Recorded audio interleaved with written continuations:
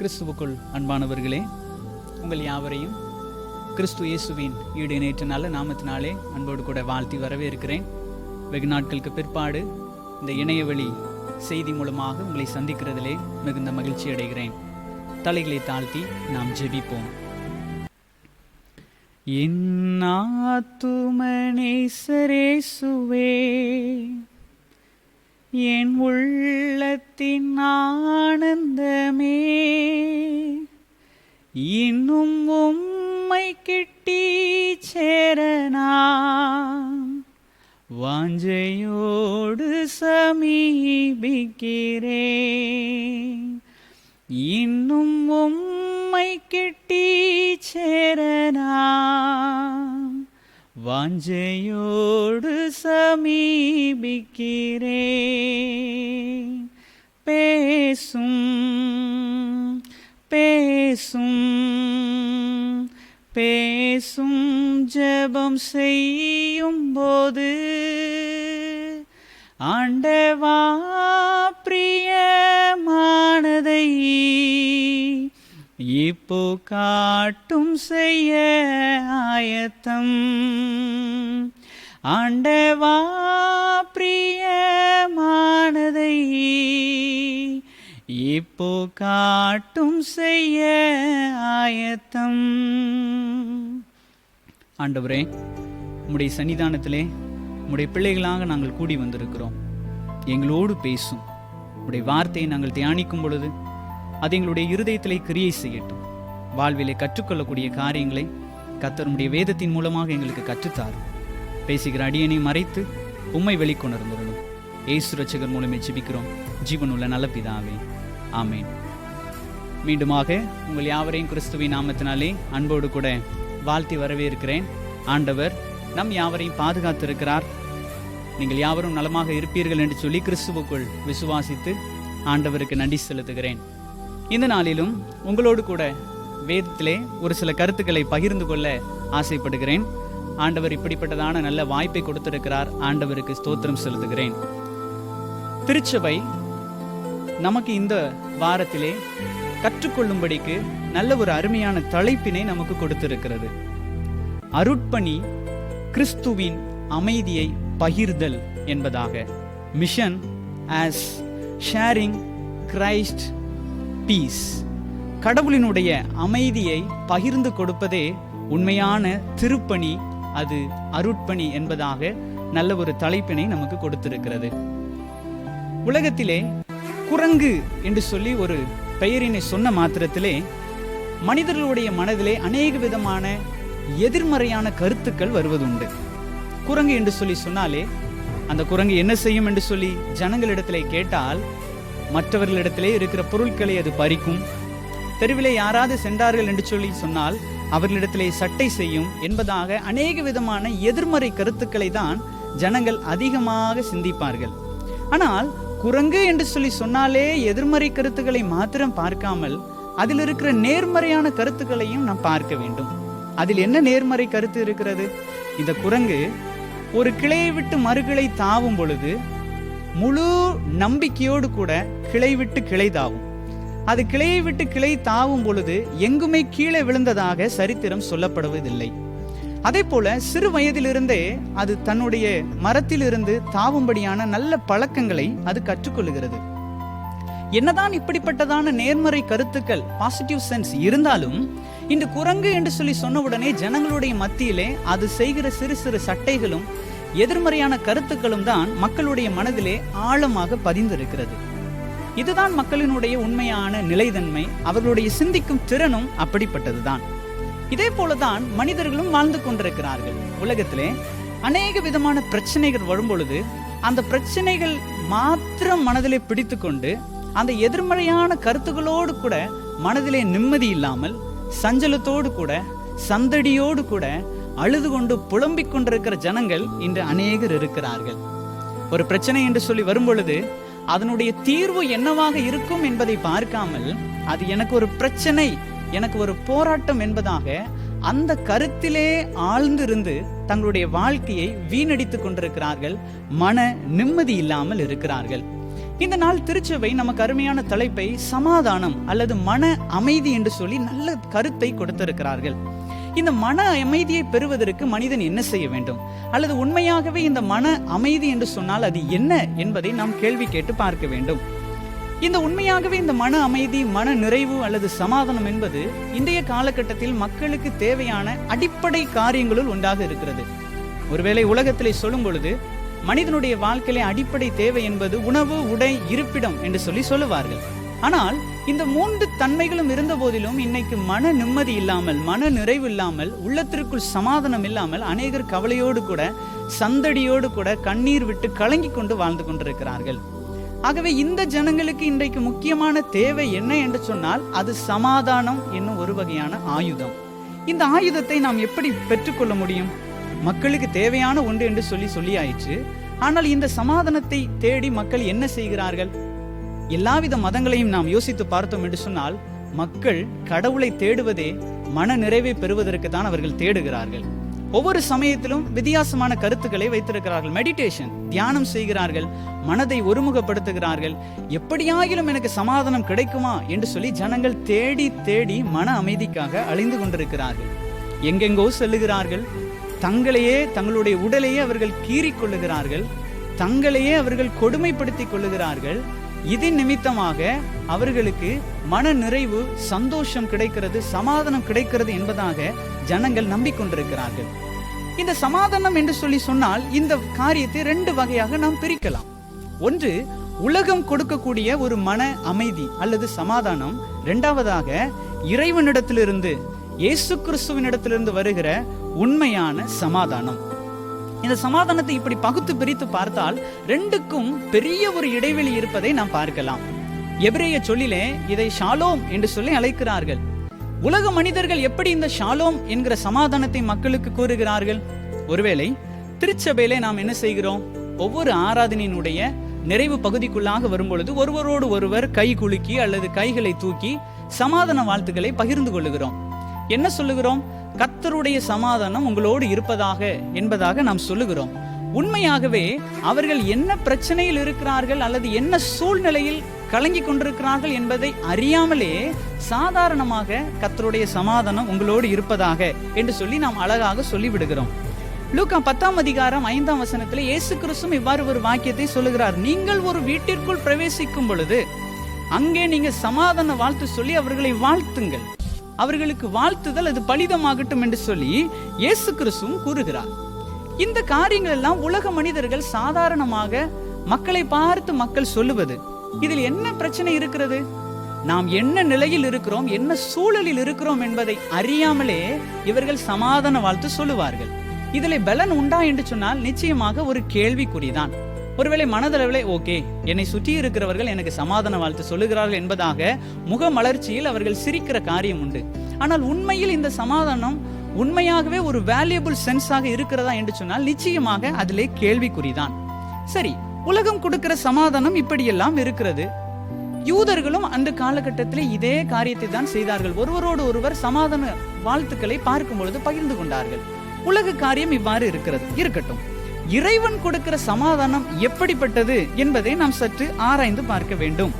யோவான் என்பவர் எழுதின சுவிசேஷத்திலே 14ஆம் அதிகாரம் 27ஆம் வாக்கியம் இவ்வாறு சொல்லுகிறது. இறைமைந்தன் இயேசு சொல்லுகிறார், சமாதானத்தை வைத்து போகிறேன், என்னுடைய சமாதானத்தையே உங்களுக்கு கொடுக்கிறேன்.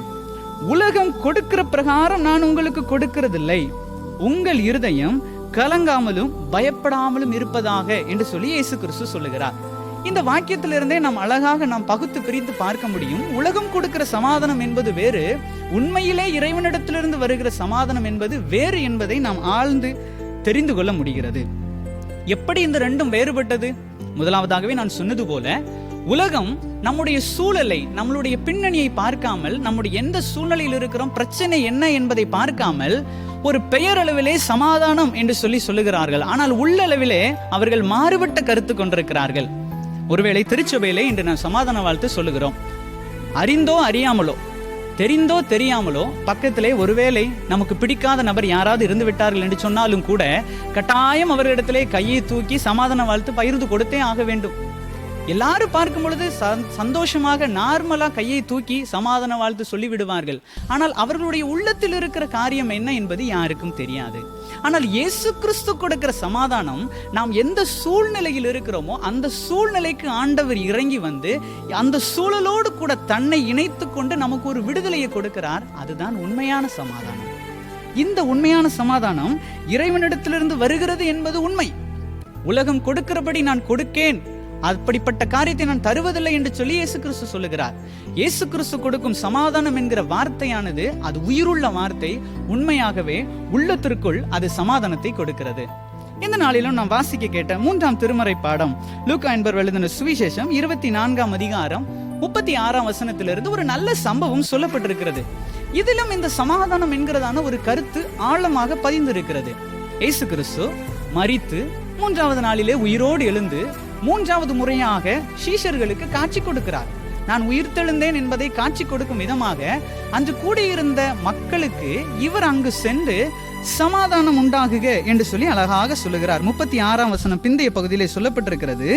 இயேசுதாமே அவர்கள் நடுவிலே நின்று உங்களுக்கு சமாதானம் என்றார். இங்க உண்மையாகவே இங்க நடந்த சூழ்நிலை என்ன?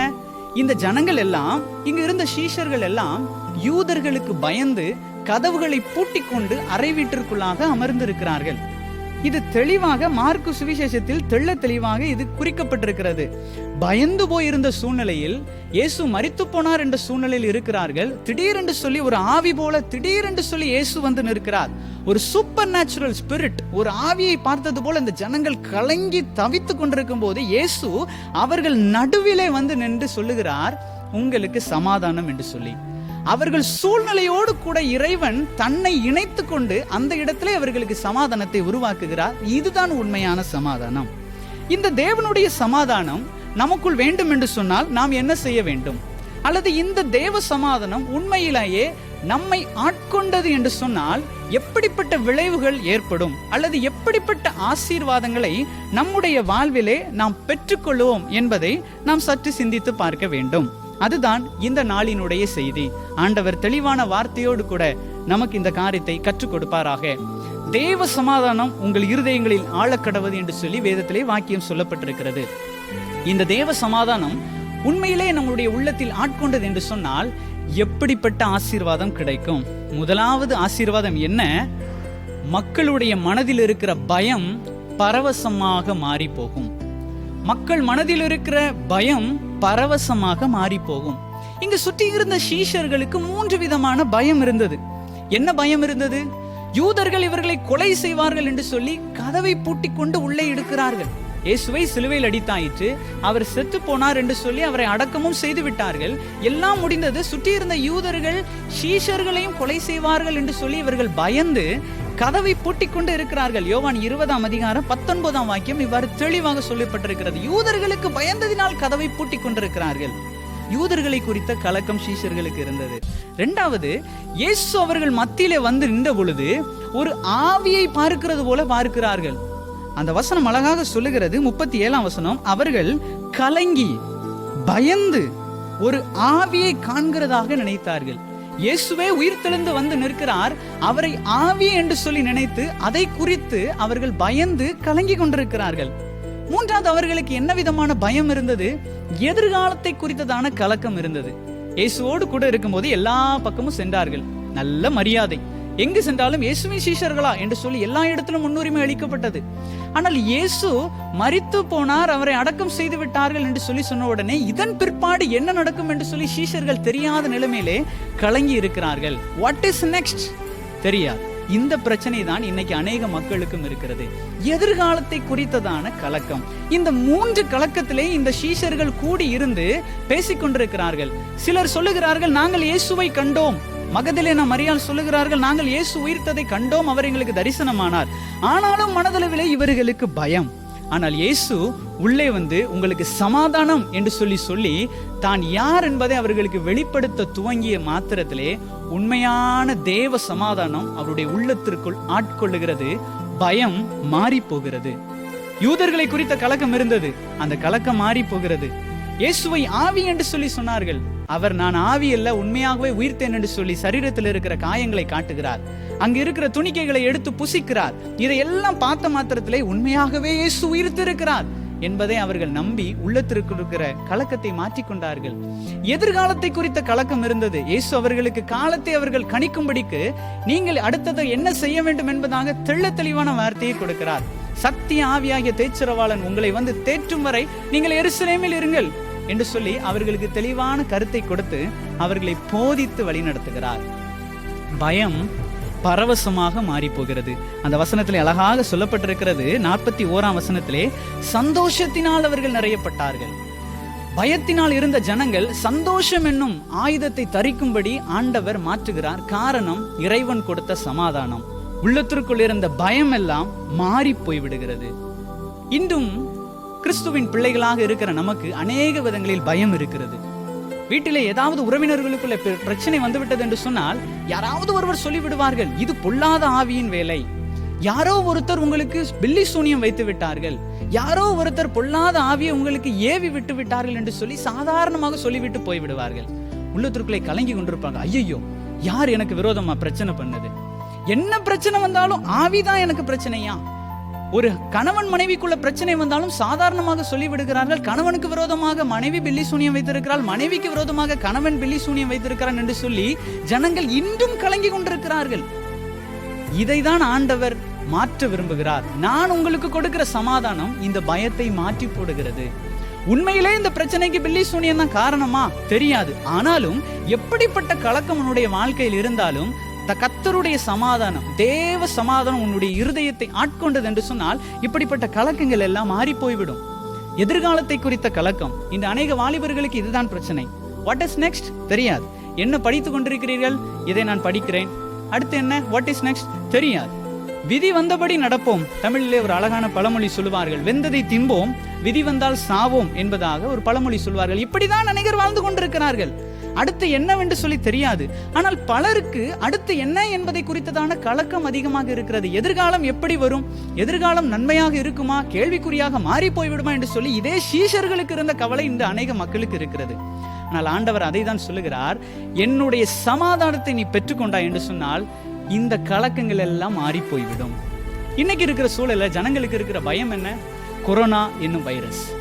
அநேகர் சொல்லிவிடுகிறார்கள், இந்த கொரோனா வந்துட்டுனா எல்லாரும் மரித்து போய்விடுவார்கள். இன்னைக்கு அநேக தேவ ஊழியர்களே இதை குறித்துதான தவறான கருத்துக்களை மக்களுடைய மனதிலே விதைக்கிறார்கள். இதை கேட்கிற ஜனங்கள் பயத்தின் மிகுதியிலே ஒவ்வொருவரும் அழுது கொண்டு புலம்பிக் கொண்டிருக்கிறார்கள். ஏன்? பாவிகளுக்கு தான் கொரோனா வரும் என்று சொல்லி சிலர் சொல்லிவிடுகிறார்கள். அதை கேட்டுக்கொண்டு இந்த ஜனங்கள் அல்லல் பட்டு அழுது கொண்டிருக்கிறார்கள். இப்படிப்பட்ட கலக்கங்களை மாற்ற வேண்டும் என்று சொன்னால் தேவனுடைய சமாதானம் வேண்டும். இவை எல்லாம் சாதாரண பிரச்சனை தான். சமீபத்தில் சொல்லிவிட்டார்கள், சுகாதாரத்துறை அறிவித்தார்கள். என்ன சொல்லி அறிவித்தார்கள்? கொரோனா தேசத்தை விட்டு எங்குமே போகாது, இங்கேதான் இருக்கும். மக்கள் அதோடு கூட வாழ பழகிக்கொள்ள வேண்டும் என்று சொல்லி சொன்னார்கள். ஆனால் அநேகர் இதை பார்த்து நாம் சிரித்தோம். மக்கள் எப்படி நாம் இதிலே வாழ பழகிக்கொள்ள வேண்டும், கொரோனாவோடு வாழ பழகிக்கொள்ள வேண்டும் என்று சொல்லுகிறார்களே, எப்படிப்பட்ட கருத்தை சொல்லுகிறார்கள் என்று சொல்லி நாம் கேலி செய்த காரியம் உண்டு. ஆனால் நிச்சயமாகவே அதிலே ஒரு தன்மை இருக்கிறது.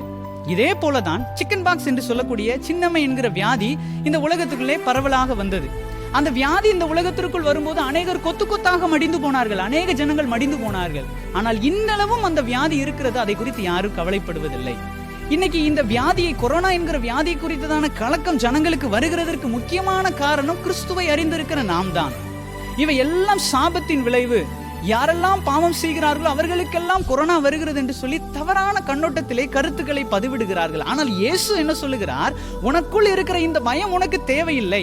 அந்த பயத்தை மாற்றி போடுகிறதற்கு தான் நான் உனக்கு ஒரு ஆயுதம் தருகிறேன், தேவ சமாதானம். நான் கொடுக்கிற சமாதானம் உலகம் கொடுக்கிறதாக அல்ல, அதற்கும் மேல்பட்டது, அப்பார்ட் ஃப்ரம் தட், அதற்கும் மேல்பட்டதான ஒரு தேவ சமாதானத்தை நான் உனக்கு தருகிறேன். இந்த பயமெல்லாம் மாறி போய்விடும் என்று சொல்லி ஆண்டவர் சொல்லுகிறார்.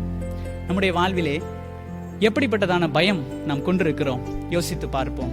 தேவ சமாதானம் நிச்சயமாக நம்முடைய உள்ளத்திற்குள் வந்தது என்று சொன்னால் இந்த பயங்கள் எல்லாம் மாறி போய்விடும். புனே பட்டணத்திலிருந்து திருநெல்வேலி வந்து கொண்டிருக்கும் பொழுது அங்குள்ள கல்லூரிக்கு என்ட்ரன்ஸ் டெஸ்ட் எழுதுறதுக்காக போயிருக்கும் பொழுது அங்கிருந்து வரும் பொழுது ஒரு சகோதரியை நான் பார்த்தேன்.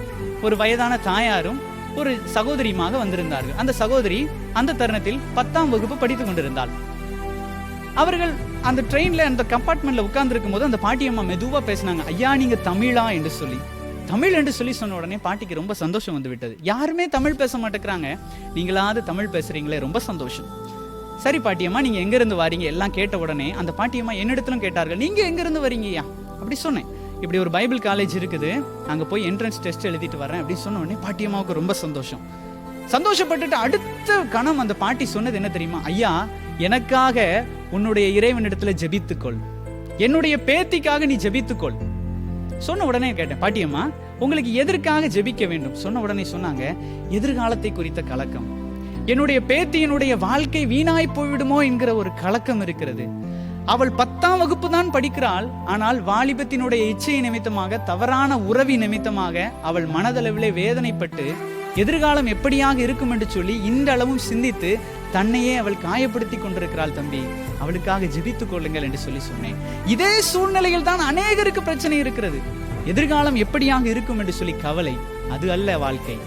அப்படிப்பட்ட கலக்கத்தை, எதிர்காலத்தை குறித்ததான கலக்கத்தை, வியாதியை குறித்ததான கலக்கத்தை, சூழ்நிலையை குறித்ததான கலக்கத்தை, பிரச்சனையை குறித்ததான கலக்கத்தை ஆண்டவர் மாற்ற விரும்புகிறார் ஒரே ஒரு ஆயுதத்தை கொண்டு, அதுதான் தேவ சமாதானம். இந்த தேவ சமாதானம் நிச்சயமாக உள்ளத்திற்குள் வந்தது என்று சொன்னால் நம்முடைய வாழ்வில் இருக்கிற பயம் எல்லாம் பரவசமாக மாறிவிடும். இரண்டாவது, இந்த தேவ சமாதானம் உள்ளத்திற்குள் வந்தால் எப்படிப்பட்ட ஆசீர்வாதம் நமக்கு கிடைக்கும்? அவிசுவாசம் விசுவாசமாக மாறி போகும். அவிசுவாசம் எல்லாம் விசுவாசமாக மாறி போகும். இங்கு சீஷர்களுக்கு என்ன விதமான அவிசுவாசம் இருந்தது? இயேசு கிறிஸ்து அதை கண்டித்தும் உணர்த்துகிறார். இயேசுவை பார்த்த மாத்திரத்திலே இவர் கிறிஸ்துதானா இல்லது ஆவியா? அவர் உயிர்த்தெழுந்தார் என்று சொல்லுகிறார்கள், ஆனாலும் அவரை ஒரு ஆவியை பார்க்கிறது போல, ஒரு பேயை பார்க்கிறது போல ஜனங்கள் பார்க்கிறார்கள், சீஷர்கள் பார்த்தார்கள். உண்மையிலே இவர் கிறிஸ்துதானா என்பதாக கலக்கம். அப்படிப்பட்ட ஜனங்களுக்கு கிறிஸ்து சொல்லுகிறார், ஐயோ நான் உயிர்த்தெழுந்ததை நீங்கள் நம்பவில்லையா? என் சரீரத்தில் இருக்கிற காயங்களை நீங்கள் பாருங்கள். அப்படியும் அவர்கள் விசுவாசிக்கவில்லை. அந்த வசனத்தில் அழகாக சொல்லப்பட்டிருக்கிறது, 41வது வசனம், ஆனாலும் சந்தோஷத்தினால் அவர்கள் இன்னும் விசுவாசியாமல் ஆச்சரியப்பட்டு கொண்டே இருந்தார்கள் என்று சொல்லி சொல்லப்பட்டிருக்கிறது. மார்க்கு சுவிசேஷகன் இதை அழகாக சொல்லுகிறான். இயேசு கிறிஸ்து இந்த சீஷர்களுடைய அவிசுவாசத்தை பார்த்து அவர்களை கடிந்து கொண்டார் என்று சொல்லி சொல்லப்பட்டிருக்கிறது. இப்படி அவிசுவாச நிலைமையிலே இந்த ஜனங்கள் இருந்தார்கள். இயேசு கிறிஸ்து ஊழியம் செய்த காலகட்டத்திலே சீஷர்களுக்கு அநேக காரியங்களை சொன்னார். என்ன சொன்னார்? இப்படியாக மனுஷகுமாரன் பாடுபடுவார், அவரை இப்படியாக சிலுவையில் அடிப்பார்கள், 3 நாளைக்கு பிற்பாடு அவர் உயிர்த்தெழுவார், அதை அகில உலகமும் காணும் என்பதாக எல்லாரிடத்திலும், முக்கியமாக சீஷர்களிடத்திலே இயேசு கிறிஸ்து தெளிவாக சொல்லியிருந்தார். இந்த வார்த்தைகளை கேட்டு அதன்படி நடந்து கொண்டு வந்த சீஷர்களுக்கு கூட இந்த தருணத்தில் அவிசுவாசம் வந்துவிட்டது. அந்த அவிசுவாசத்தை ஆண்டவர் எப்படி விசுவாசமாக மாற்றினார் என்பதுதான் இதில் உள்ள தன்மை. கடவுளின் மீது விசுவாசம் வருகிறது, காரணம் ஆண்டவர் கொடுக்கிற தேவ சமாதானம். இந்த ஜனங்கள் ஒருவேளை சீஷர்கள் இயேசுவை கண்டோம் என்று சொல்லி எல்லாரிடத்திலும் வந்து சொல்லுகிறார்கள், 2 சீஷர்கள் இயேசுவை கண்டோம் என்று சொல்லி. இவர்களுக்கு கலக்கம். அப்போ இயேசு உயிர்த்தார் என்கிறதை கேள்விப்படுகிறார்கள் சீஷர்கள் சொல்ல. ஆனாலும் வீட்டிலே கண் முன்பதாக இயேசு வந்து நிற்கும்போது உண்மையாகவே இவர் கிறிஸ்துதான் என்பதை அவர்கள் ஏற்றுக்கொள்ள மனதில்லை. அந்த அளவுக்கு பயந்து போய் அவிசுவாச சிந்தனை கொண்டு இருந்தார்கள். கிறிஸ்துவை விசுவாசியாமல் அவர்கள் இருந்தார்கள். அதை ஆண்டவர் மாற்றி போடுகிறார். தேவ வார்த்தையை, தேவனுடைய திட்டத்தை அறிந்த போதிலும் அவர்கள் அவிசுவாசியாய் இருந்தார்கள். ஆனால் எப்பொழுது தேவ சமாதானம் அவருடைய இருதயத்திலே ஆட்கொண்டதோ அவர்கள் பிற்பாடு விசுவாசிகளாக மாறி போனார்கள். இயேசு சொன்னார், நான் மரிப்பேன் உயிர்ப்பேன் என்று சொல்லி. அதை அவர்கள் அன்று அறியவில்லை, உயிர்த்தெழுத போது கூட அறியவில்லை. ஆனால் தேவ சமாதானம் உங்களுக்குள் இருக்கட்டும் என்று சொல்லி சமாதானத்தை ஆண்டவர் கொடுத்த பிற்பாடு இயேசுவை விசுவாசிக்க ஆரம்பிக்கிறார்கள். இயேசு சொல்லுகிறார், நீங்கள் எருசலேமிலே தங்கியிருங்கள், சத்திய ஆவி உங்களுக்கு வருவார், வழிநடத்தப்படுவீர்கள்.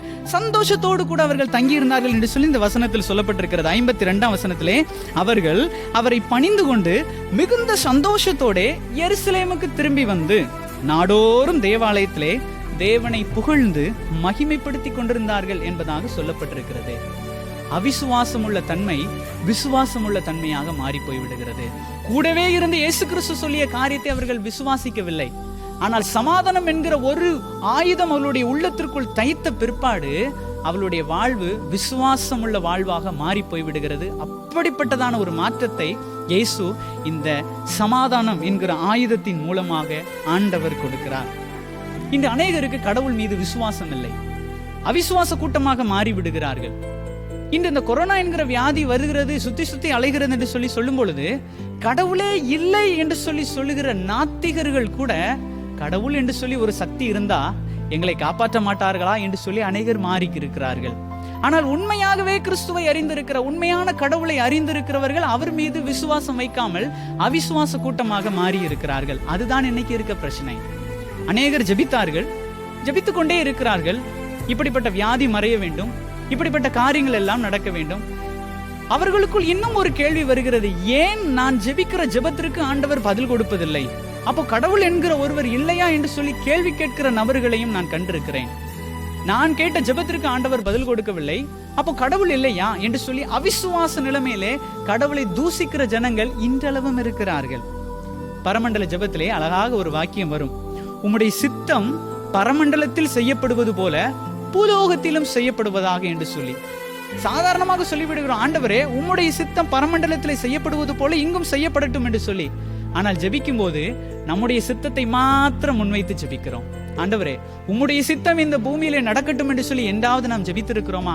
ஜெபித்திருந்தோம் என்று சொன்னால் நம்முடைய விசுவாசம் உறுதி செய்யப்பட்டிருக்கும். அப்படி ஜெபிக்காத காரணத்தினால் இன்னைக்கு அவிசுவாசம் உள்ள கூட்டமாக நாம் மாறி விடுகிறோம். உம்முடைய சித்தம் நடக்கட்டும் நடக்கட்டும் என்று சொல்லி ஒவ்வொரு ஜெபத்திலும் இயேசு கற்றுக் கொடுத்த ஜெபத்தை சொல்லுகிறோம். ஆனால் உண்மையில் நாம் எதிர்பார்ப்பது என்ன? நாம் விரும்புகிற காரியம் நடக்க வேண்டும் என்பதாக. இவை எல்லாவற்றையும் வைத்துவிட்டு இறுதியிலே சொல்லுகிறோம், கடவுள் என் ஜெபத்தை கேட்கவில்லை. இன்னும் அநேகர் இருக்கிறார்கள், கடவுளுக்கு காது இருக்கிறதா, கடவுளுக்கு கண்ணு இருக்குதா, இப்படி கத்தி கூப்பிடுறேனே என்னை யாரும் பார்க்கவே இல்லை என்று சொல்லி இன்னைக்கு அநேகர் அவிசுவாசமாக மாறி போய் விடுகிறார்கள். கவலை கொள்ளாதீர்கள், உங்கள் இருதயத்தை ஆண்டவரிடத்தில் கொடுங்கள். எப்படிப்பட்ட சூழலுக்காக நீங்கள் ஜெபித்தாலும் சரி, தேவ சமாதானம் உங்களுடைய இருதயத்தை ஆட்கொண்டது என்று சொன்னால் உங்களுடைய அவிசுவாசமான காரியம் எல்லாம் நீங்கி விசுவாசமாக மாறும். உங்களுடைய எதிர்காலம் தெளிவாக மாற்றப்படும். இந்த மாற்றம் தான் தேவ சமாதானம் உள்ளத்திற்குள் வந்தால் ஏற்படுகிற இரண்டாவது மாற்றம். அவிசுவாசம் விசுவாசமாக மாறி போகிறது. ஏசாயா தீர்க்கதரிசி 26ஆம் அதிகாரம் 3ஆம் வசனத்தில் இவ்வாறு சொல்லுகிறான், உம்மை உறுதியாய் பற்றி கொன்ற மனதை உடையவன் உம்மையே நம்பி இருக்கிறபடியால் நீர் அவனை பூரண சமாதானத்தோடு காத்துக் கொள்ளுகிறீர் என்பதாக. கடவுளை நம்பி அவர் மீது விசுவாசம் வைத்து இருக்கிற மனிதனை ஆண்டவர் பூரண சமாதானத்தோடு காத்துக் கொள்ளுகிறார் என்பதாக சொல்லப்பட்டிருக்கிறது. நம்முடைய வாழ்விலே இப்படிப்பட்ட விசுவாசம் வேண்டுமா? கடவுளுடைய இரக்கத்தை, கடவுளிடத்திலிருந்து வருகிற உன்னத சமாதானத்தை, தேவ சமாதானத்தை நாம் பெற்றுக்கொள்ள பிரயாசப்படுவோம். 2 காரியங்களை பார்த்திருக்கிறோம். தேவ சமாதானம் உள்ளத்திற்குள் குடிகொண்டது என்று சொன்னால் பயம் பரவசமாக மாறும். 2வது அவிசுவாசம் விசுவாசமாக மாறும். இறுதியாக இந்த தேவ சமாதானம் உள்ளத்திற்குள் ஆட்கொண்டால் எப்படிப்பட்ட ஆசீர்வாதம் கிடைக்கும் அல்லது எப்படிப்பட்ட விளைவு நமக்கு கிடைக்கும்? அருட்பணி வாழ்வின் அங்கமாக மாறிவிடும். அருட்பணி, திருப்பணி நம்முடைய வாழ்க்கையின் ஒரு அங்கமாகவே அது மாறி போகும். இங்கு ஆண்டவர் இந்த சீஷர்களுக்கு இப்படிப்பட்ட காரியத்தை எல்லாம் சொல்லிவிட்டு சொல்லுகிறார், வேத வாக்கியங்களை அறிந்து கொள்ளும்படி அவர்களுக்கு எல்லா விதமான மனக்கண்களையும் ஆண்டவர் திறந்து கொடுக்கிறார்.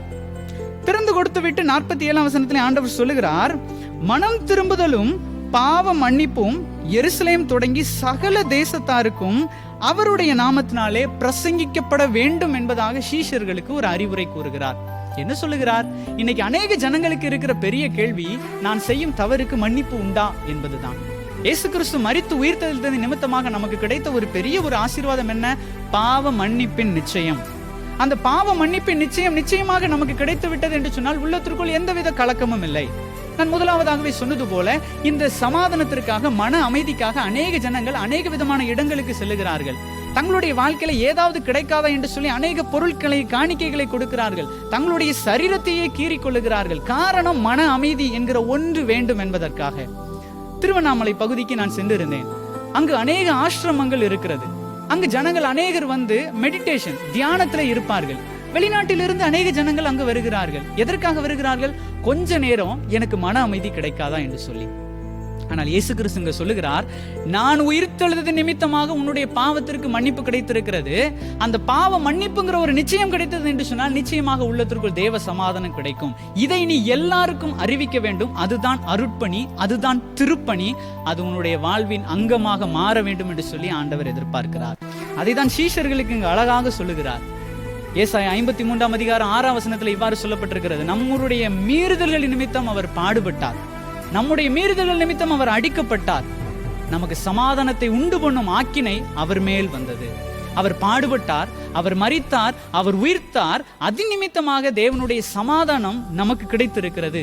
அதன் நிமித்தமாக பாவ மன்னிப்பு கிடைக்கிறது. இதை அநேக ஜனங்கள் இன்று அறியவில்லை. இதை அறியவில்லை. இயேசுவை குறித்து சொல்லுவது நம்முடைய மேலான கடமை.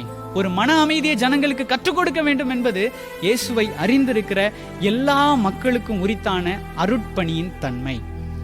இதை சொல்லுவதற்கு ஊழியர்கள் தான் வர வேண்டும் என்பதாக அல்ல, கிறிஸ்துவை அறிந்திருக்கிற நீங்களும் நானும் சொல்லலாம். காரணம், இந்த திருப்பணி எல்லாருக்குமானது, எல்லாருடைய முக்கியமான அங்கமாக மாற வேண்டும் என்று சொல்லி ஆண்டவர் விரும்புகிறார். அதுதான் அருட்பணி வாழ்வின் அங்கமாக மாற்றப்பட வேண்டும்.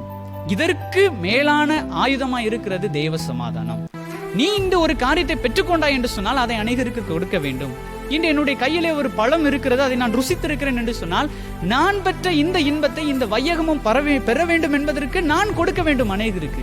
அதைதான் ஆண்டவர் விரும்புகிறார். நான் உயிர்த்தெழுந்தது நிமித்தமாக பாவ மன்னிப்பு எல்லாருக்கும் கிடைத்திருக்கிறது. அதை அறிந்திருக்கிற ஜனங்கள் உள்ளத்திற்குள் தேவ சமாதானத்தை பெற்றிருக்கிறார்கள். இதை அறியாமல் அநேகர் இருக்கிறார்கள். அவர்கள் எருசலேம் தொடங்கி இந்த நாடுகள் முழுவதும், இந்த உலகம் முழுவதும் அதை அறிவிக்க வேண்டும். அதுதான் உங்களுடைய கடமை என்று சொல்லி சீஷர்களுக்கு ஆண்டவர் தெளிவான காரியத்தை அங்கே அவர் எடுத்துரைக்கிறார். அன்பானவர்களே, கிறிஸ்துவின் அன்பை அறிந்திருக்கிறோம். கிறிஸ்து நமக்காக மரித்தது நிமித்தமாக நமக்கு மீட்பு கிடைத்திருக்கிறது, பாவ மன்னிப்பு கிடைத்திருக்கிறது என்பதாக நாம் நம்புகிறோம். அதுதான் உண்மையும் கூட. ஆனால் அந்த மன அமைதியை எத்தனை பேருக்கு நாம் பறைசாற்றி இருக்கிறோம்? எத்தனை நபர்களுக்கு நாம் இதை கொடுத்திருக்கிறோம்? மன அமைதி என்கிற ஒன்று இல்லாமல் எத்தனை நபர்கள் இன்று மரித்து இருக்கிறார்கள்? எத்தனை நபர்கள் இன்றளவும் கண்ணீரோடு போராடி கொண்டிருக்கிறார்கள்? எத்தனை நபர்கள் தவறுதலான மந்திரவாதங்களுக்கும் பில்லி சூனியத்திற்கும் இடம் கொடுத்து தன்னுடைய பணங்கள் எல்லாவற்றையும் செலவழித்து அதற்கென்று சொல்லி மன அமைதியாவது கிடைக்குமா என்று சொல்லி ஓடிக்கொண்டிருக்கிறார்கள். இந்த உண்மை அறிந்த நீங்களும் நானும் என்ன செய்து கொண்டிருக்கிறோம்? ஆண்டவர் விரும்புகிறார், இந்த தேவ சமாதானம் உனக்கு நான் கொடுத்திருக்கிறேன். இது நிமித்தமாக திருப்பணி என்கிற ஒரு வாழ்வு உனக்குள் உருவாக வேண்டும். அந்த திருப்பணியானது உன்னுடைய வாழ்வின் அங்கமாக மாற வேண்டும். நீ எங்கு சென்றாலும் நீயும் ஒரு ஊழியன் தான், நீயும் ஒரு ஊழியக்காரி தான். நீ பெற்றிருக்கிற இந்த சமாதானத்தை மற்றவர்கள் பெற்றுக் கொள்ளுகிறது நீ கற்றுக் கொடுக்க வேண்டும் என்று சொல்லி ஆண்டவர் விரும்புகிறார். என்ன செய்து கொண்டிருக்கிறோம்? என்ன செய்து கொண்டிருக்கிறோம்? இதுதான் இந்த தேவ சமாதானம் உள்ளத்திற்குள் வந்தால் கிடைக்கிற மூன்றாவது ஆசீர்வாதம். அருட்பணி என்கிற உன்னத பணி வாழ்வின் அங்கமாக மாறி போய்விடும். அதோடு கூட இல்லை, இந்த தேவ சமாதானம் பண்ணுகிறவர்களாக ஜனங்களை மாற்ற வேண்டும் என்பதற்காக நாம் கற்றுக் கொடுக்க வேண்டும். தேவ சமாதானம் இல்லை என்று சொல்லி ஜனங்கள் அநேகர் அலைகிறார்கள். தேவன் ஒருவர் இருக்கிறார், உயிர்த்திருக்கிறார், உங்களுக்கு தேவ சமாதானம் கொடுத்திருக்கிறார் என்று சொல்லி நாம் கற்றுக் கொடுக்கிறோம். அதோடு கூட மற்றவர்களோடு மற்றவர்கள் சமாதானத்தோடு வாழும்படி அவர்களுக்கு கற்றுக் கொடுக்க வேண்டும். ஒருவரை ஒருவர் பகைத்து கொண்டு வாழுகிறார்கள். அண்ணன் தம்பிக்கு இடையான பிரச்சனை, அக்கால் தங்கைக்கு இடையான பிரச்சனை, மருமகள் மாமியாருக்கு இடையான பிரச்சனை, கணவன் மனைவிக்கு இடையான பிரச்சனை. அங்கே சமாதானம் இல்லாத சூழ்நிலை.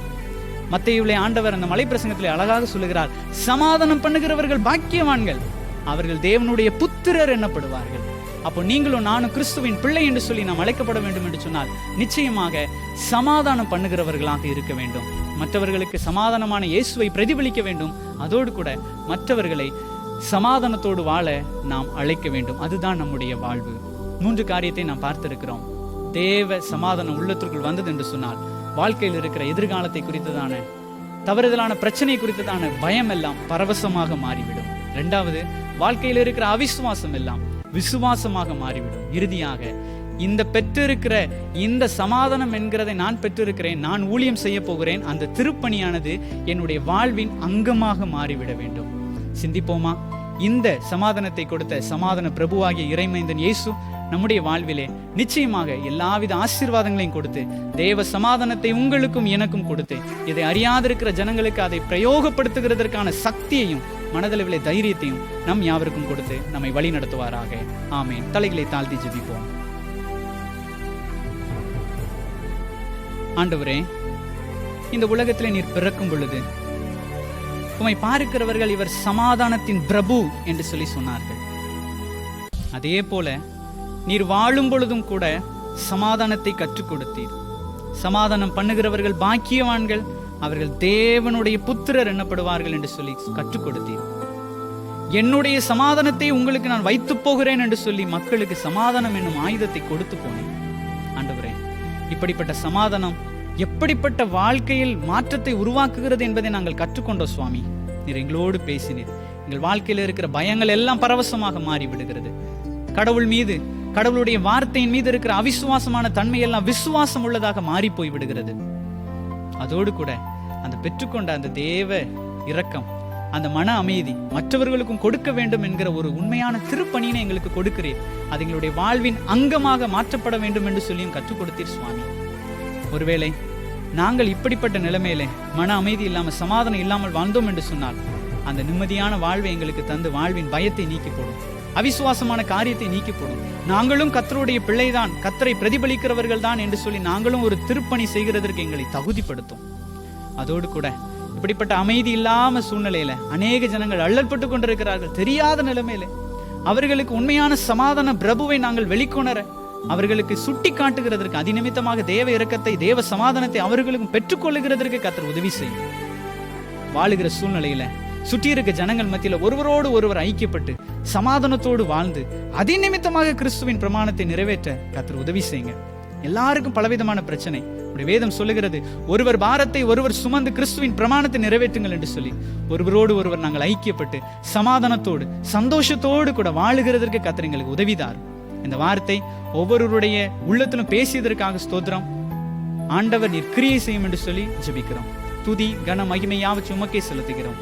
உயிர்த்தெழுந்த இயேசு கிறிஸ்துவின் மூலமே ஜெபிக்கிறோம் எங்கள் ஜீவனுள்ள நல்ல பிதாவே.